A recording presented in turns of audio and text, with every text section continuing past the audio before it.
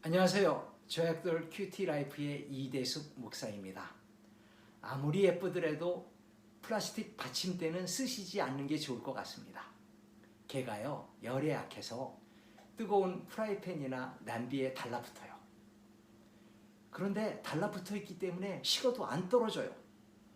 그런 것들을 모르고 불에 올려놓으면 화재가 날 위험이 많이 큽니다. 그것을 안 사람은 아예 갖다 버립니다. 하나님도 그렇게 물건을 버리라는 것이 있습니다. 아예 불태워서 없애라고 그랬는데요. 한 성읍 전체를 불태우라고 했습니다. 왜 그랬을까요?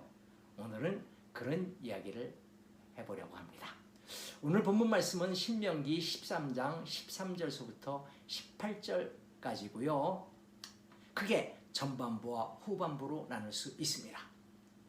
전반부는요, 이스라엘의 어떤 성읍에 우상 숭배한다는 소문이 들리면 가서 철두철미하게 잘 조사해 보려는 것입니다. 왜냐하면 후반부 때문입니다.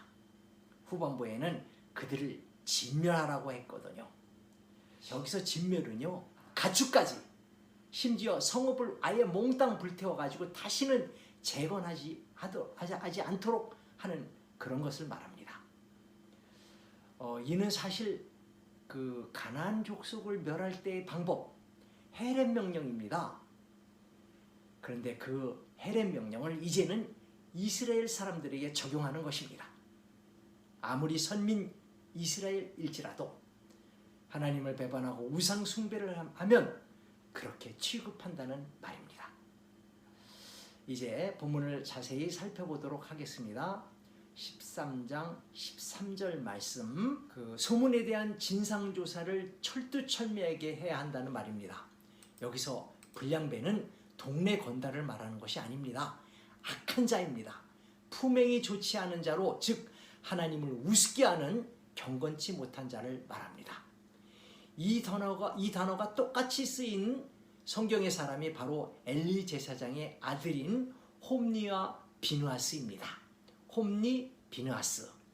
그들은요, 제사를 엉망으로 만들었고요, 성막에서 근무하던 여인을 성폭행했고요, 그것으로 인하여 결국 하나님의 징계를 받아 죽고 말았습니다. 하지만 그것으로 그친 게 아닙니다. 그 일로 인하여 이스라엘과 블레셋이 전쟁에서 그만 이스라엘에 참패를 하고 말았습니다. 그래서 거기서 그만 하나님의 법궤를 블레셋 군대에게 빼앗겼지 않았습니까? 불량배는 이런 불량배를 말합니다. 여기서 말하는 불량배입니다. 또 자세히 묻고 살펴보라는 말이 있는데요. 여기서 한글 번역에는 동사가 두 개로 되어 있습니다. 묻다, 살펴보다. 그런데 히브리 원문에는 적어도 세 개의 동사가 있습니다. 조사하다, 추적하다, 그리고 확인하다. 즉 면밀히 조사하는 것입니다. 진위 여부를 추적하는 것입니다. 그리고 대질신문하여 확인하는 것입니다. 그렇게 하는 이유는요, 만약 죽여놓고서 그런 사실이 아니라고 밝혀지면 징계한 사람이 살인자가 되는 거예요. 그것도 대량 학살의 주인공이 되는 것입니다. 가해자가 되는 것입니다. 그래서 동시에 동사가 3개 있는 것입니다. 이 말씀은 무슨 말씀이냐면, 다른 신을 따랐던 이스라엘 성읍의 물건들을 마치 적군에게서 빼앗은 전리품처럼 취급하라는 말입니다. 탈취물 전부를 불살라라는 말은 부정한 물건이므로 몽땅 불로 태워 여호와께 바치라는 말입니다. 곧 헤렘 명령입니다. 이때 이 물건들을 조금도 탐을 내서는 안 됩니다. 만약 그렇게 하면 그 사람이 전리품이 되어 바쳐져야 하기 때문입니다. 그 애가 아간이라는 성경의 사람입니다.